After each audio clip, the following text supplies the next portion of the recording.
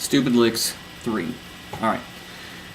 Last video, since then, I've gotten a bunch of questions about three things. One is, what kind of guitar are you playing? The first Stupid Licks video is a USA-made 70s reissue Fender Stratocaster with the Marzio Virtual Vintage in it. Play that one on tour a lot. The last Stupid Licks video and this one, I am using my new Charvel SoCal, which is really, really cool. It's about to get a few mods, but, you know, right now, just having fun playing it. And the second question is, what are you playing through? Because it sounds really good. Well, I live in a loft apartment, and I have kind of smaller space and definitely some volume restrictions. So I have a really small little rig that I play through here at home, and it's comprised of two M-Audio studio monitors that are on either side here. They're mounted, so I'm not going to bother taking it down. And the majority of the tone is this. My Line 6 Pocket Pod. It's set to JCM 800, and that's that. That's what I sit here and I noodle with it at home and work on different things and record videos for you guys. So that's that. The third and final thing that folks have been asking is, how do you play the Sweep Pick lick at the end of Stupid Licks 2? So this week we're going to do a sweep picking primer. Now, we're going to start this really slow. Sweep picking is nothing more than literally dragging your pick across the strings and only producing a single note each time. I mean, with each string.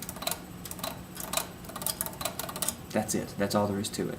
When you really, really break it down. Generally, you're going to be playing arpeggios or taking a chord and playing the individual notes from that chord. That's all arpeggio means. So, let's start with A minor. We're going to play the three notes from A minor, A, C, and E. We're going to do it on three strings, on the G, B, and E strings. We'll play them in a few different positions, and then go into 2-octave stuff, and then see what we can do from there. After I learn how to talk. Anyway, A, C, and E in the first position. A, C, E, A. This one's a little strange for me because it's a big stretch.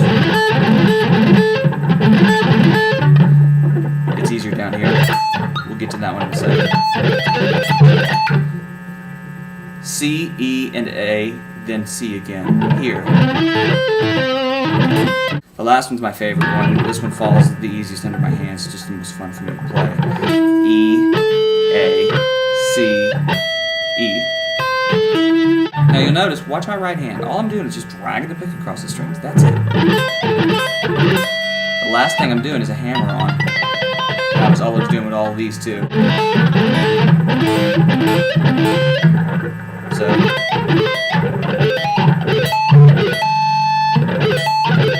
that's it. That's all there is to it.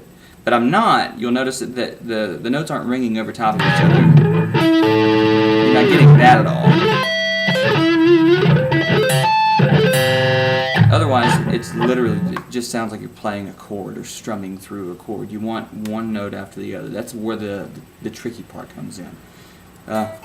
In order to get that, I'm kind of lifting my fingers as I go. So, that's how that works. Now, you can also do this over 2 octaves.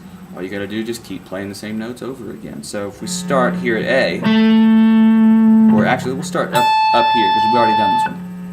A, E, C, A, well, E, C, A.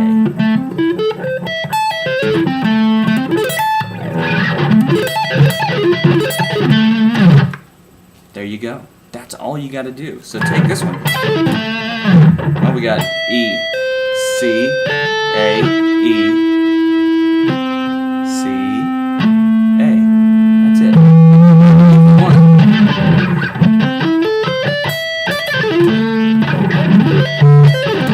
so the lick at the very end of Stupid Licks 2 is nothing but a descending version of that one and an ascending version of this one. That's all it was. That was it. That's all it is. You can do it with major chords too. Take your third. Well, figure out the notes of your existing major chord. Say it's C major, so you want C, E, and G.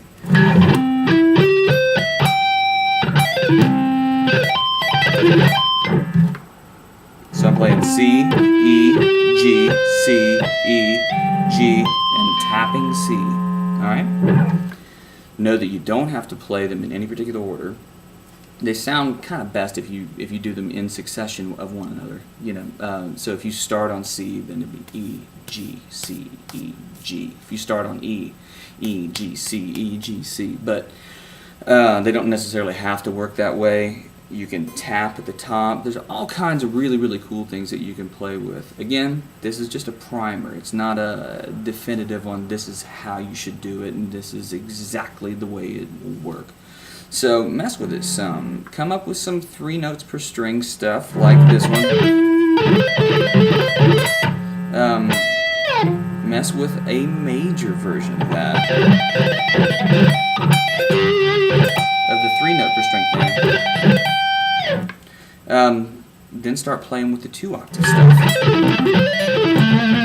Add in some passing tones. You don't have to necessarily, on these big stretches, I always like to put in some sort of a passing tone. If I'm playing a big third, I like to be able to get all the way up there.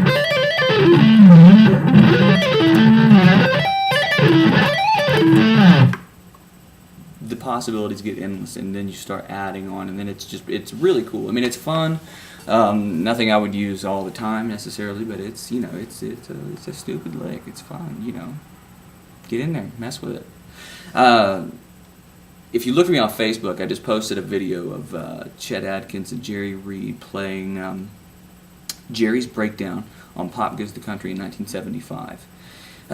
Search for me. It's just Brian Nutter, Nashville, Tennessee, however you want to do it. That's me. That's how I popped up. Anyway, in about a minute and 15, I think, or so into it, Chet whips out like 3 perfectly executed big sweep picking things. It's really, really great. You need to see it.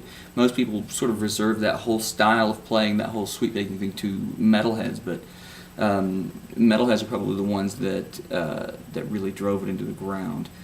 But it comes from jazzers and then on through through really influential cats like Chet. I even found a performance of Chet doing the Orange Blossom Special with a whole second section of nothing but 2-handed tapping, which is pretty interesting.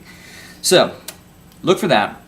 Next week, speaking of Chet, we will start to mess with some Chet stuff, like